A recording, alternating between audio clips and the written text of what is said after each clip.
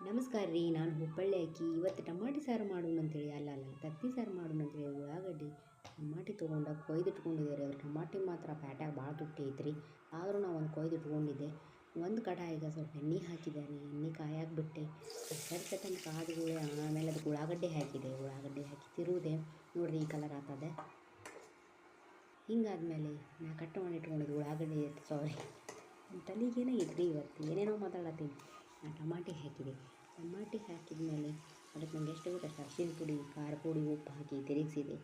ಆಮೇಲೆ ನಾನು ಕಲ್ಲೊಳಗೆ ಏನು ಅರೆದಿಟ್ಕೊಂಡಿದ್ದೆ ನೋಡಿ, ಒಂದಿಷ್ಟು ಚಟ್ಟ ಅದನ್ನು ಕೊತ್ತಂಬರಿ ಎಲ್ಲ ಬೆಳ್ಳುಳ್ಳಿನ ಹಾಕಿ ತಿರುಗಿಸಿದೆ.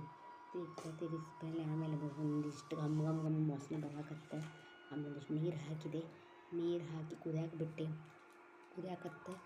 ಇದೇನಂದ್ರೆ ಕೊಬ್ಬರಿ ಪೌಡ್ರ್ ರೀ. ಇದನ್ನು ಹಾಕಿದ್ರೆ ಕೊಬ್ಬರಿ ಪೌಡ್ರ್ ಹಾಕಿ ಮತ್ತೊಂದಿಷ್ಟು ನೀರು ಆ್ಯಡ್ ಮಾಡಿ ಅದ್ರ ನೀರು ಹಾಕಿ ಕುದಿಯಾಕೆ ಬಿಟ್ಟೆ. ಕುದಿಯಾಕತೈತೆ ನೋಡಿರಿ.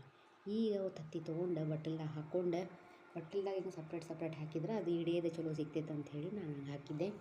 ಹಾಕಿ ನೋಡಿರಿ, ಹಿಂಗೆ ಕುದಿಯಾಕೆ ಬಿಟ್ಟೆ. ಅದನ್ನು ಕುದಿಯಾಕತ್ತೆ. ಕುದಿ ಬರೋಷ್ಟ್ರೊಳಗೆ ಆಮೇಲೆ ಹಿಂಗಾಗ್ಯಾವ ನೋಡಿರಿ ತತ್ತಿ. ಹಿಂಗೆ ಸಾಂಬಾರು ಆಮೇಲೆ ಬಂದ್ ಮಾಡಿ ಹಿಂಗಂತ ನನ್ನ ತತ್ತಿ ಸಾರು ರೆಡಿ ಆಯ್ತು ನೋಡ್ರಪ್ಪ. ಹಿಂಗೆ ನಾ ಮಾಡೋದು.